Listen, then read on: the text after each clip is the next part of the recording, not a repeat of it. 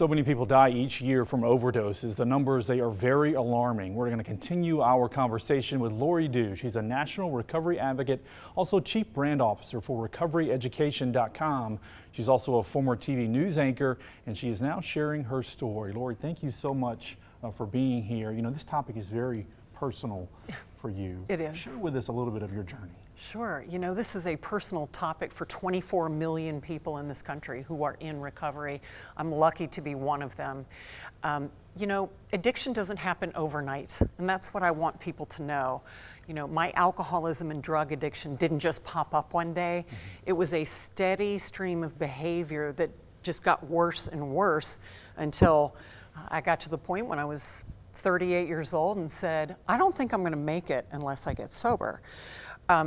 So it is a problem that affects millions of Americans, and what I have been trying to do the last 15 years or so is to put a face on the disease and let people know that this is what addiction looks like, but this is also what recovery looks like. And it affects every American family, Josh, and it affects probably every family in some way in the Birmingham community. At what point were you in your battle with this? Were you like, okay, you were on the national stage, and you were like, okay, I need to turn my life around? At what point did that happen for you? Yeah, well, you know, when you have a high-profile job on a national news network, you're often in denial about how you're living your life, and I certainly was. I've been keeping this secret for so long, but I'll tell you, it occurred to me one day that I was probably going to die from addiction. I was probably going to drink too much, use too much cocaine one night, and then never wake up. And I thought, I don't want to die. I have too much life to live. And I had a few other reasons for getting sober, but the bottom line is I probably wouldn't have made it to age 40 unless I had quit. And I've been sober since March of 2007, and it's the best decision I've ever made. Talk to us just in terms of the scope of overdoses. You recently said in another interview you did, you know, more than 100,000 people died from overdoses, which equates to well over 200 people a day. Right, that's right. So, yeah, you know, when you look at a number like 100,000 or 110,000, you think, well, we're a nation of 330 million people. That's not that bad. But it's 110,000 preventable deaths. And it is like a jumbo jet falling out of the sky every day and crashing, right? So imagine you, as a news anchor, how you would be covering it if a jumbo jet fell out of the sky and crashed, killing everybody on board every single day of the year. You'd be all over it, the national media would, the world media would be on top of it, and we'd probably be working towards, okay, how can we solve this problem? What is going on? We have to think of it in those terms. You know, these are beautiful men and women, and sadly, about 5,000 young people die every year from an opioid overdose, and every death is one too many. And according to stats, you know, the largest contributor to that is the increasing availability of fentanyl. Right. Fentanyl is the F word that every family, every parent, every individual needs to be familiar with. There is increased information about fentanyl out there every day, but fentanyl is a synthetic opioid that is 50 times more powerful than heroin. And what's happening, Josh, is that fentanyl, which originates in powdered form in China, then makes its way to Mexico, and then is put together by the drug cartels into pill form. These pills look like Xanax, they look like Percocet, they look like Adderall. They come over the border very easily in California, Arizona, and Texas, and then these pills get distributed everywhere, and they can end up in the hands of people here in Birmingham and children here in Birmingham, and they're getting the drugs on TikTok and Snapchat, believe it or not. So the cartels basically created an open-air drug market during COVID. So this stuff is insidious, and it's available just about anywhere, which is terrifying. Why is it so dangerous? And that, you know, the tip of a pencil. That's right. That's as much as it takes, and that can be lethal. Yes. So if you look at the tip of your fingernail or the tip of a pen, that's the amount that can kill you, just that much fentanyl. And it's so potent, that's why people want to try it. So let's say that you're addicted to heroin. You you try fentanyl because it gives sort of the ultimate high, right? So if you survive, fentanyl gives you a high like no other. I'm not familiar with that. I never had fentanyl because I've been sober a long time and fentanyl didn't exist. But if it doesn't kill you, it gives you an unbelievable high. The problem is that 6 out of every 10 pills that come across our border contain enough fentanyl to possibly kill someone. And you know, a kid will go to a party, or anybody will go to a party, someone's house, someone hands them a pill, they take it not knowing that it has fentanyl in it, and they die instantly. And it's laced in just about everything. Yeah, it these is. days. That's the scary thing. It is scary, Josh, and you're right to point that out. Fentanyl is in the pills I mentioned before, pills that look like Xanax, Percocet, Ativan, Adderall. It can be added to cannabis. It can be added to cocaine. It's in a white powder. A user would not know the difference. It can be put into nasal spray. And so unsuspecting people use these drugs or this nasal spray, and unfortunately, they die almost immediately. When it comes to the young folks and kids, you talked about TikTok and all these other social media things out there, and there are all these emojis that are out there too that mean totally different things. And you know, how are kids getting this? Yeah, it breaks my heart to have to tell parents that, yeah, your kid's getting this stuff on the internet, on apps, predominantly TikTok and Snapchat. So here's what happens. They may not be overtly looking for these products, or maybe they are because they want to try it because their friends at school are trying it, and they want to, you know, fear of missing out. They want to do what their friends are doing. So the drug dealers and traffickers are able to target kids online who might post questions like, hey, how do I get high? Where do I get this stuff? So the kids are targeted by the drug dealers. The kid or adult who's purchasing the products will pay the dealer on Venmo. And then the dealer will show up literally at the bottom of your driveway, in the high school parking lot, after soccer practice, at the pizza parlor, at the bowling alley, and hand your kid or you the drugs. And there's just no, unless a pill comes from a prescription bottle from a pharmacy or a grocery store, there's no way to know if the pill is safe. So when you talk about Venmo and everything, it's like DoorDash. It's exactly like DoorDash. Yeah. And like you said, one pill, you know, one pill can kill. Right. That is the message that the government has been putting out there, and it is the right message. You know, past messages like just say no or the war on drugs, that didn't work. It was $1 billion boondoggle. But one pill can kill, that's pretty clear, and it's true. Imagine, you know, if your kid goes to a party, and this happens all too often, it's happened to many friends of mine. Their kid goes to a party, takes a pill, thinks they're going to experience this high, and rather than their parents picking them up at the party, they have to identify their body at the morgue. And that's not what any parent wants. You know, it's every parent's worst nightmare. One of the families that we spoke to earlier in our special here, she said, you know, she saw her son a few months before he unfortunately passed away. It was around Easter, and she said the next time she saw him, he was in a body bag. And if that doesn't, you know, if that doesn't wake our society up, if that doesn't wake up Alabamans and people here in Birmingham, then I don't know what else will. Talk about recoveryeducation.com and just sort of this effort, and what do you want folks to know about it? Thank you. Yes. My partners and I created recoveryeducation.com as a way to educate and support and provide community for parents. Not only helping parents learn how to talk about prevention, but also learn how to talk to their kids once they have discovered that their child might be using alcohol or drugs. So it's all about information. Information is power, especially in this epidemic. We have a huge curriculum, like classes, or that parents can use online. We have videos every day. We do live events.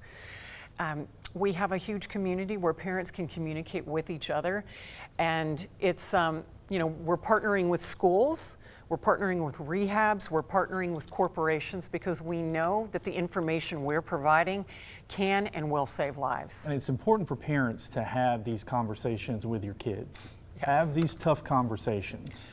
And they are tough, Josh. You know, parents, I have a 25-year-old son, and I was thinking back to when my parents talked to me when I was a teenager. You know, here's what they got right, here's what they got wrong. And when my son was younger, I was trying to just let him know from an informational point, not coming from shame or blame or judgment, but really saying, hey, this stuff is out there and it can affect you. So parents are often scared to start the conversation, so they do nothing or they go about it in the wrong way. And what we recommend at recoveryeducation.com is to make an appointment with your child. Make an appointment for the family to sit down together and discuss it at the dining room table while you're taking a walk. Maybe you're at a restaurant where all of you are gathered together, and begin the conversation with open-ended questions like, what do you know about fentanyl? Have any of your friends ever tried cannabis? Do you think young people should be able to drink? Have you ever tried? And if your child says, yes, I've experimented a bit, you cannot jump down their throat and start shaming them and blaming them and yelling at them. Your kid will go silent and not share anything with you. The important thing is to come from a place of love and caring, saying, we don't want you to die. This is why we're talking to you. What are some other practical steps that parents can do when talking to their kids? Not just having a conversation, but what are some other things they could do? Right. One of the most important things that parents can and should do is set boundaries with their kid. You know, set up the family values. And these conversations need to start when the kid is as young as 5 years old, believe it or not. You know, it's not a terribly nuanced conversation when you have a 5, 6, 7-year-old, but by the time your 7-year-old reaches the teenage years, they will already be familiar. So you have to set boundaries. You have to say, okay, this is what's acceptable in our house. This is not what's acceptable in our home. And we also know that punishment doesn't work. Maybe you take away their cell phone for a few days, but grounding them, taking away their car, that stuff doesn't work. So you have to set boundaries. And the other thing is that parents need to be on the same page when they start these discussions.